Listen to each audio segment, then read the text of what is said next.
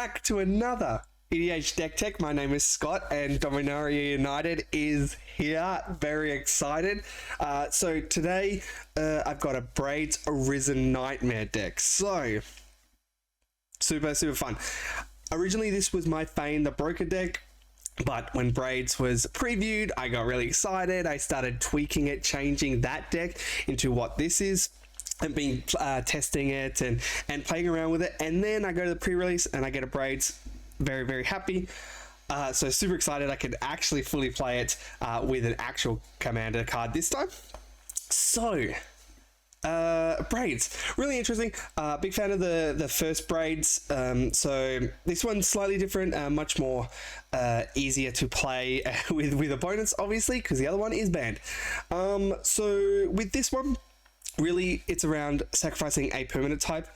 I think you can build Braids in lots of different ways.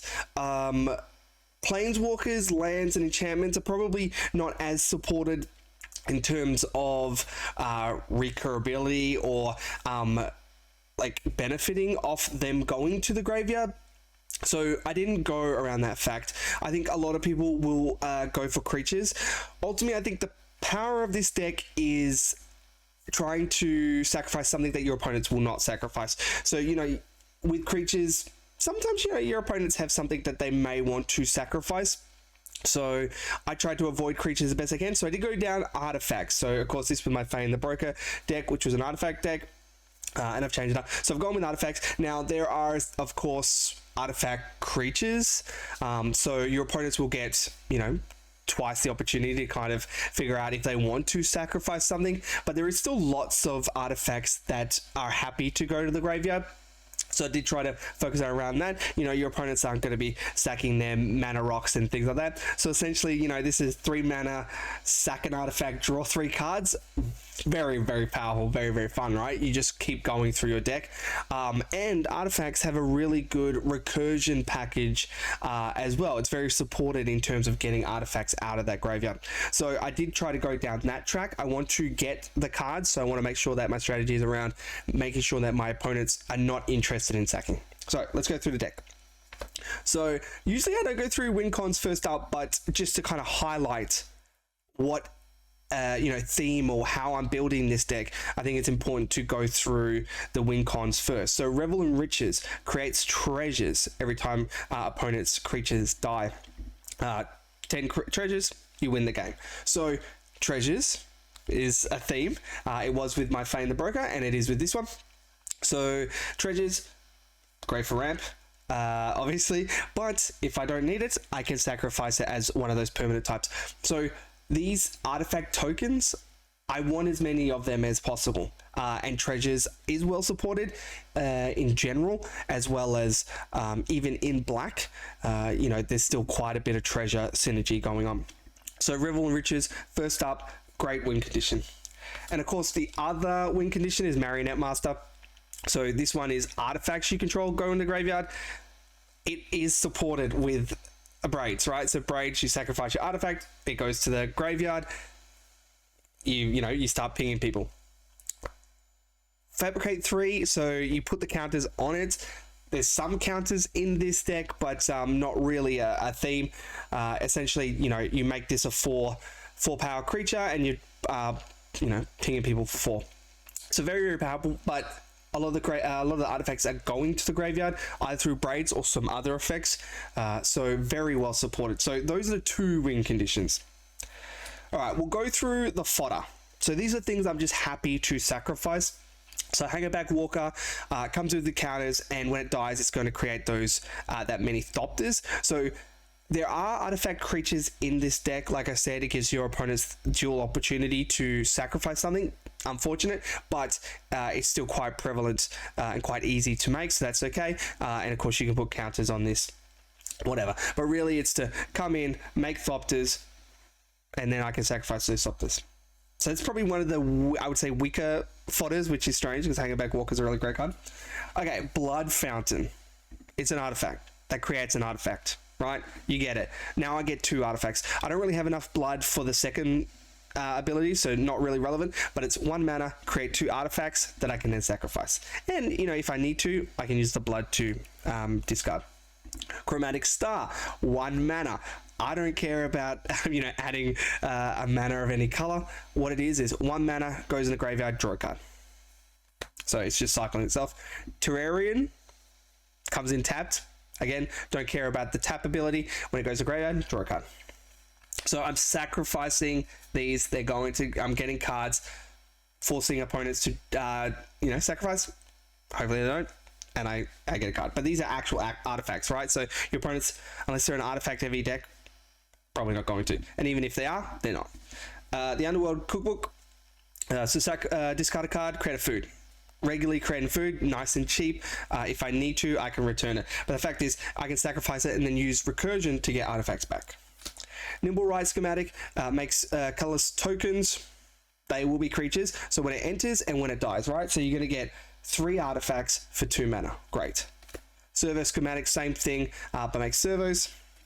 Weaponcraft Enthusiast. So this one has Fabricate 2. This one you don't go with the counters. You just create the servos. Solemn Simulacrum comes in ramp. So it adds to my kind of ramp total, as well as it draws a card. Sly Requisition, whatever. Non-token artifact creatures you control go to the graveyard. Now we have a lot of token artifacts, but of course things like Blood Fountain, it's going to go in. It's going to go, right? So it's going to create a servo for us. Okay, so treasures. So that is the fodder. Next up is just generic treasure synergies. So Shambling Gas, 1 mana. When it dies, treasure, right? So if I want to, try to see if my opponents will sacrifice, maybe there's a Voltron deck on there, just see if they're going to. They're not. I'll get the card anyway, and I'll get a treasure. Great. So it's okay to sacrifice that one.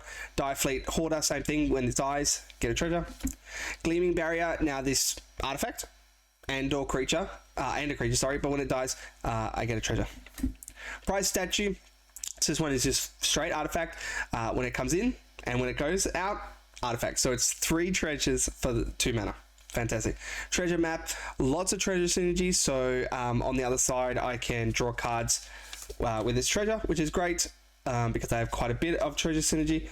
But it's also here, helps scry. It's a bit expensive, but it's nice. It's still 2 mana. If I need to, I can sacrifice it. Black Market Connections, great. Makes a treasure, so it makes a token. It is also an enchantment that I can sacrifice if I need to.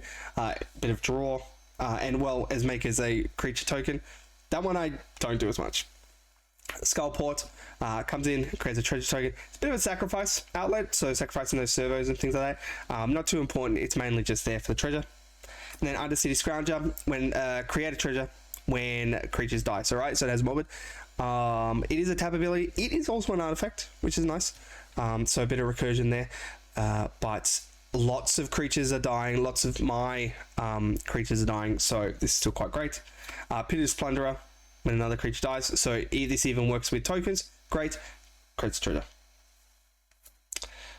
And then Ruthless Technomancer. When it comes in, I can sacrifice a creature. I get tokens, treasures equal to its power. That's okay in this deck. It's fine. I want to be getting those treasure tokens. Obviously, I don't have that big of creatures, but it's nice that it makes those treasure tokens, and it kind of supports that sacrifice outlet. But I can sacrifice X artifacts, bloods, foods, those kind of things. I can return a creature. So it's nice. And then Tempting Contract. When I first saw this card, I was like, doesn't seem very good. But this is actually a really nice card. It's 4 mana. Your opponents take the treasure. They just take the treasure. So you get 3 treasures. It's fantastic. Witch's Oven.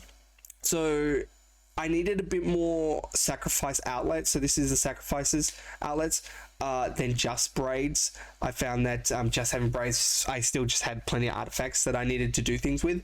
So I needed a bit more. So this one is specifically sacrificing creatures. So it's, for the servos and things like that. And I get a food. All right. Or I can get 2 foods if it's power grade or more, or toughness grade or more.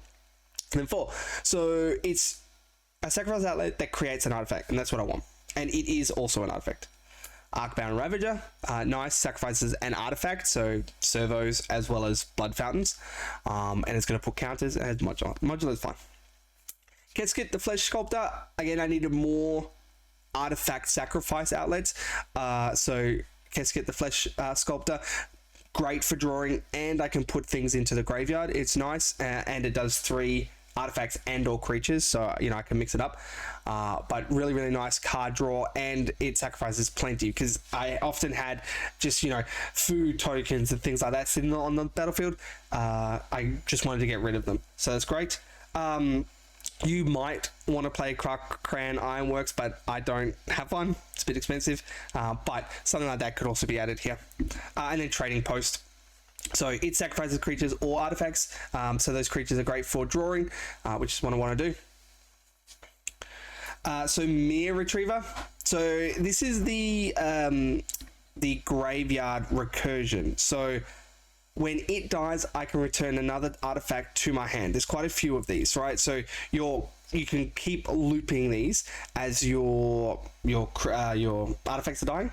You put them into the graveyard, and then you can sack this off and then get those artifacts back, right? So Mere Retriever is a great one, nice cheap. Junk Diver. So it's another target artifact from the graveyard to your hand. Great. Scrap Trawler. So it or another artifact is put to the graveyard. Return artifact with a lesser converted mana value. Fantastic. This one's one of the best. And then Workshop Assistant, when it dies, return another one. So there's quite a few of these. And then Arcbound Reclaimer. This one's the only different one. So this one puts it on top of your library. So not quite as good, but you do get essentially 2 counters because it has modular 2. So it comes with 2 counters. So you get to do it twice. And there's a bit of modular, a little bit of counters. So, you know, I've decided to keep this one in. But really, it's just there to try to get 2 things on top of my library. And then the big one. So I kind of wanted to build Braids because I wanted to play with Ugin's Nexus. It's such an interesting card. The first line, it doesn't really matter. But the next line is, when it goes to the graveyard, you exile it, you take another turn. So I've never really had anything like, even in my Feign deck, it was kind of okay. But with Braids, I really wanted like this big artifact that I wanted to go to graveyard. Ugin's Nexus really supports that. So obviously play Braids, play this, then you can sacrifice it when you need to, and take that extra turn, which is really nice. But it exiles, right? So I was like, okay, whatever. So I did want to have a few copy effects just to live the dream, but I wanted those kind of copy artifact effects to just be generically good. So I did go with Mirage Mirror. So it becomes a copy of target artifact, creature, enchantment, or land. So, you know, it has a lot of flexibility there. It is a bit expensive to activate, obviously, but if I have Ugin's Nexus house, I can copy this, sacrifice this. This one dies to the legend rule. I take another turn. I still keep my other Ugin.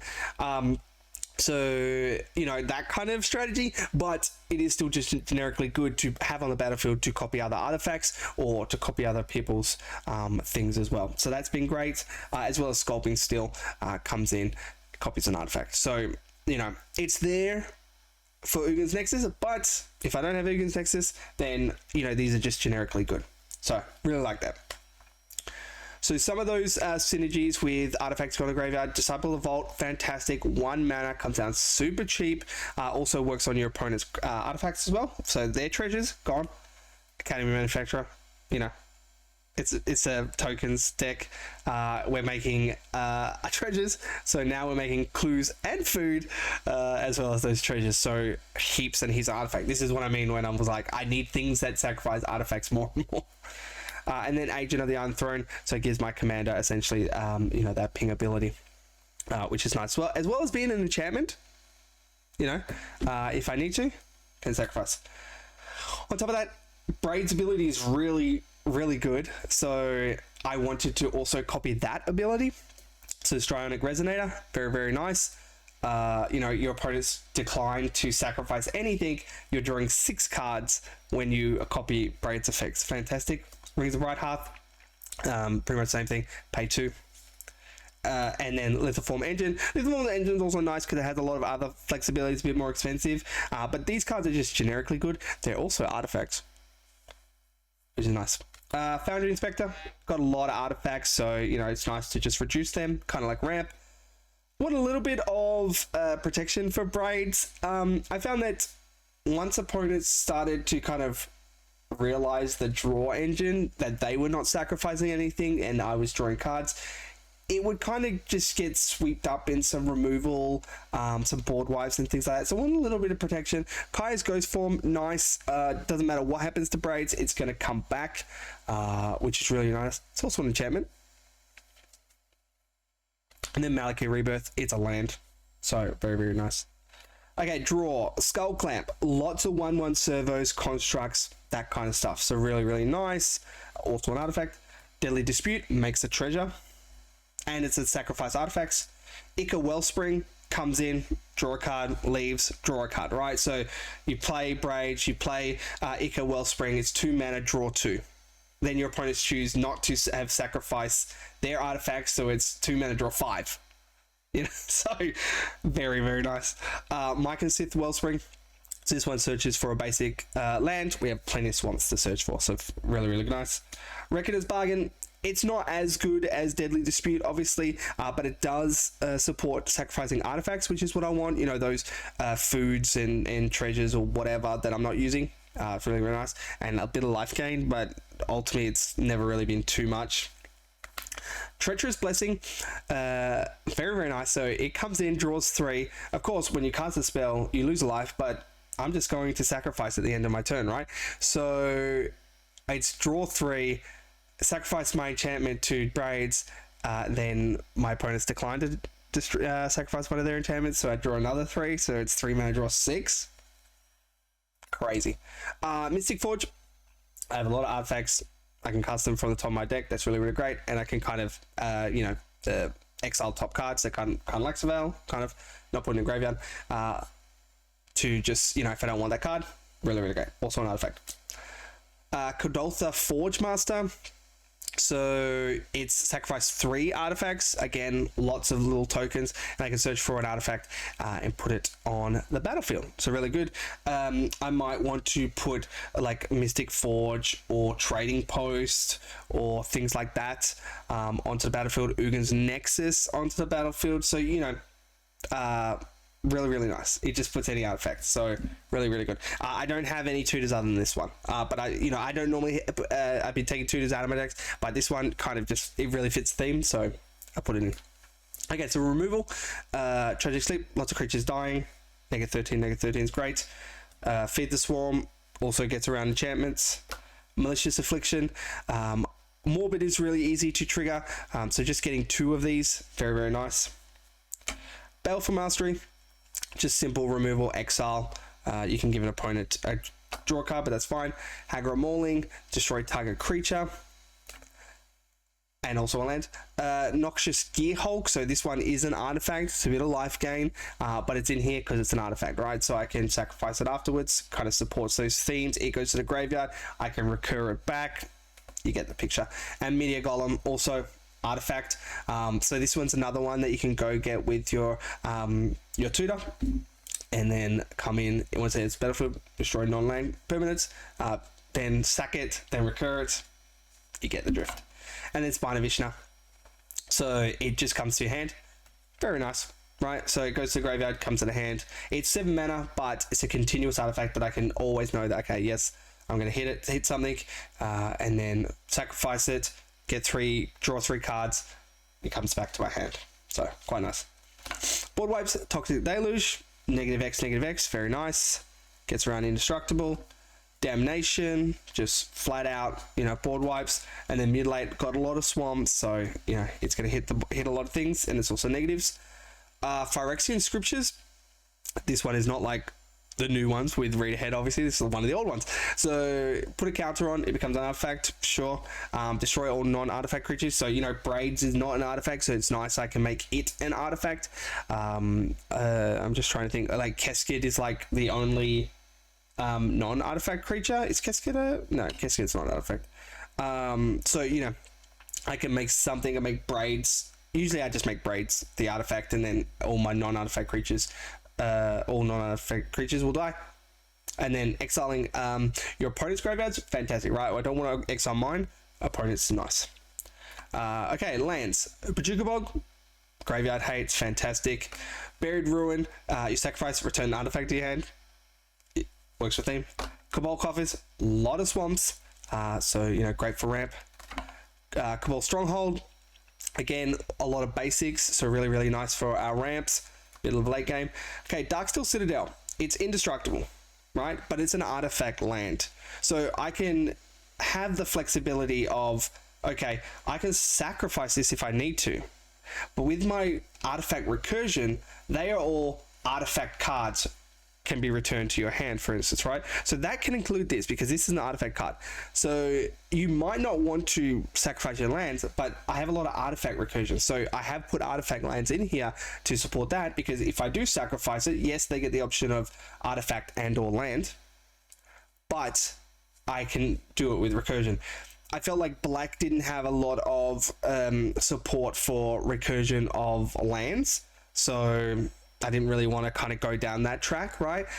Crucible of Worlds, it's one of my cards out of my 99, right? So I'm not guaranteed to get it, so there's no point really building around sacrificing lands. But artifact lands, you can build around.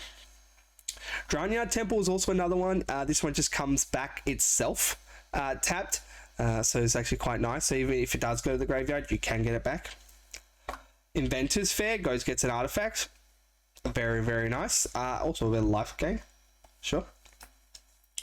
Power Depot. I mean, we can spend mana to cast artifacts or activate abilities. Not really too relevant in this deck. It does have modular. It's okay, but it's an artifact land, which is why it's here. Strip Mind, I always play some land destruction land in your deck. Depending on your budget, you can play whatever. Ghost Quarter or something like that. But yeah, someone always said Guys Cradle, Cabal Coffers, things like that. You can hit it. Treasure Vault, artifact land, makes treasures. Fantastic. Urborg, makes everything into swamp. Mutilate, and Cabal Coffers. I'm not playing Defile, but that could be something that you could put in, you know, that really supports it. Vault of Whispers, artifact land.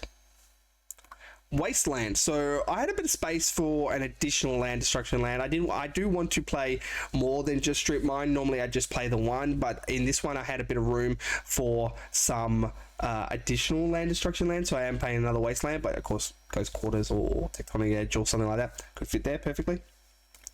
And then the rest is swamps. 22, 23, I can't remember. So lots of swamps. So yeah, that's the Braids Arisen Nightmare. I think a lot of people, like, this one is going to have a lot of flexibility. People might build it, you know, creatures, artifacts. Enchantments might be an interesting one. I think you can go a lot of ways with this, but I think what people need to do is, you know, focus around the card draw on this one. So have a type that your opponent's not going to, you know, they're not going to sacrifice. And yeah, and then once you have the card draw, you just going through your deck, putting artifacts into your graveyard, recurring them back. Like, it's a lot of fun. But you need the Marionette Master. You need the Revel in Riches to kind of get into place. So if you wanted to kind of upgrade, of course, put some tutors in there to kind of help support, get those win conditions. But yeah, been a lot of fun. If you like drawing cards and you like sacking things, Braids is a fantastic deck for you. So thanks for watching. I hope you enjoyed.